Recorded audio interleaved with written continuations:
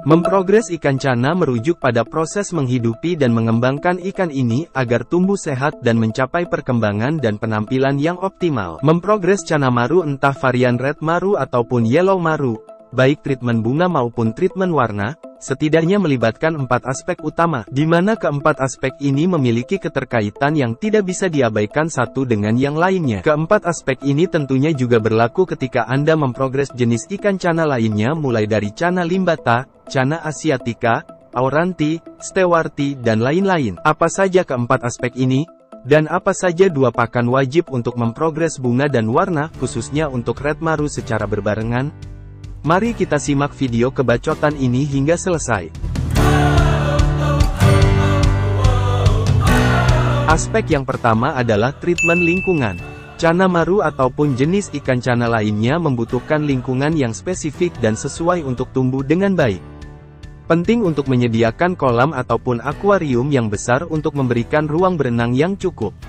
Ada baiknya jika suhu air, pH, dan kekeruhan air sesuai dengan kebutuhan spesies cana yang dipelihara.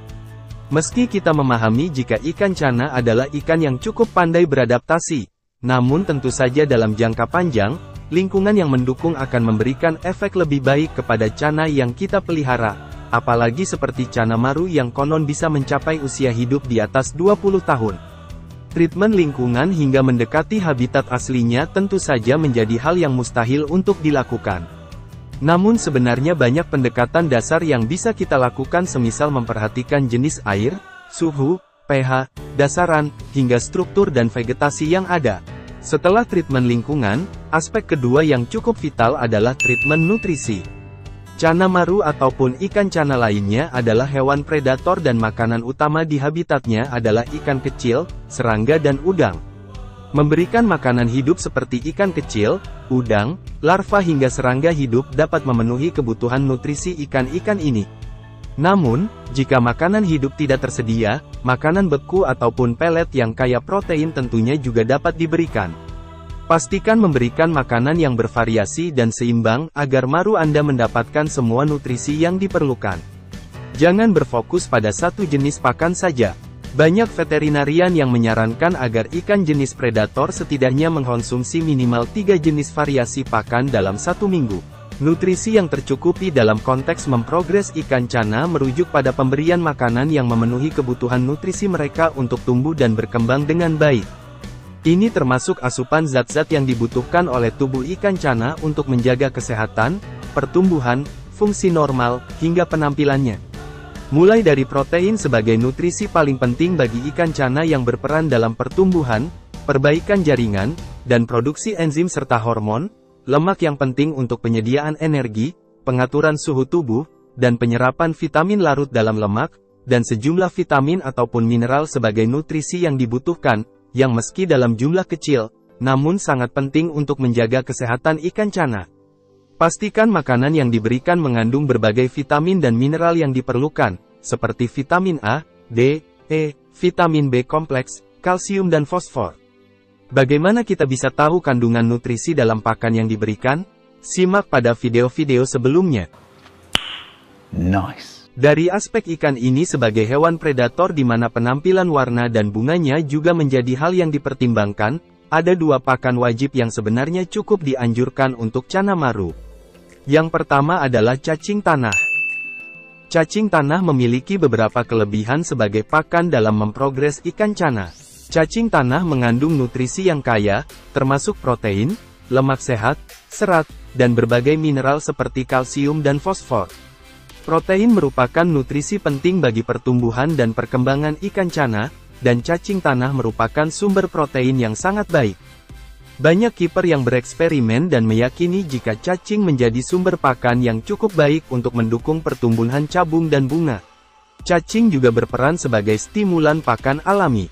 Ikan cana adalah pemangsa alami yang cenderung memangsa hewan hidup, termasuk serangga dan aneka invertebrata.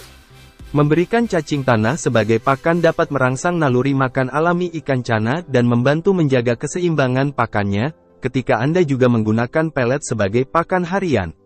Cacing tanah relatif mudah ditemukan dan diperoleh. Bagi kiper kampung seperti Mimin, cukup mencari tai sapi ataupun tai kebo untuk dikorek-korek di sekitarnya, sudah bisa mendapatkan cacing tanah. Wow! Pakan kedua yang direkomendasikan untuk Channa Marru adalah udang. Udang memiliki beberapa kelebihan sebagai pakan dalam memprogres ikan Channa.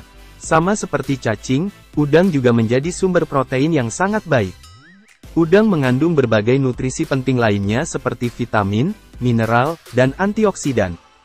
Vitamin dan mineral seperti vitamin E, selenium, dan seng dapat membantu memperkuat sistem kekebalan ikan Channa dan menjaga kesehatannya secara keseluruhan. Astaxanthin yang merupakan pigmen alami yang memberikan warna kuning, merah ataupun oranye juga bisa ditemukan pada udang. Sebagai catatan, kandungan astaxanthin dalam udang sangat bervariasi. Beberapa spesies udang memiliki kandungan astaxanthin yang lebih tinggi daripada yang lain. Jadi jangan salah ketika memilih jenis udang. Rasa dan aroma udang juga dapat sangat menarik bagi ikan Channa. Udang seringkali merangsang ikan Channa untuk makan dan membantu meningkatkan nafsu makannya. Aspek yang ketiga adalah treatment air. Ikan Channa membutuhkan air yang bersih dan terbebas dari zat berbahaya seperti amonia dan nitrit. Sistem filtrasi yang baik dan pergantian air berkala diperlukan untuk menjaga kualitas air yang baik.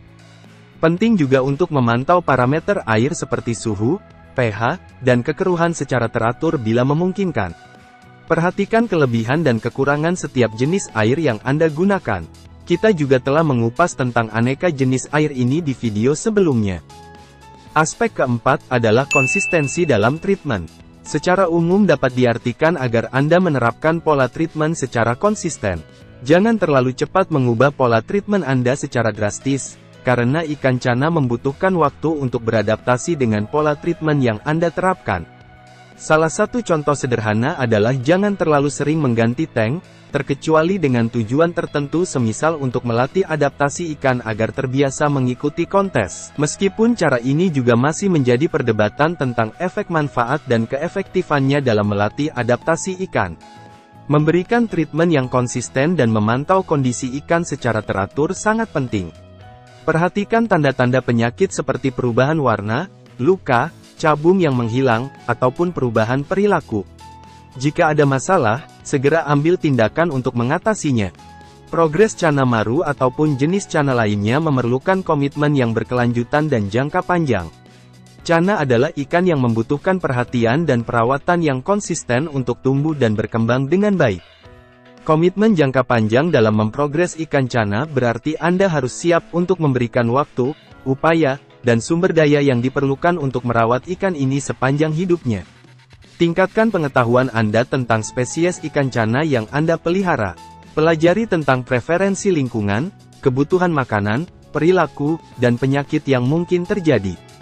Dengan pemahaman yang lebih baik, Anda dapat merencanakan perawatan yang lebih efektif dan memastikan konsistensi dalam merawat ikan Channa.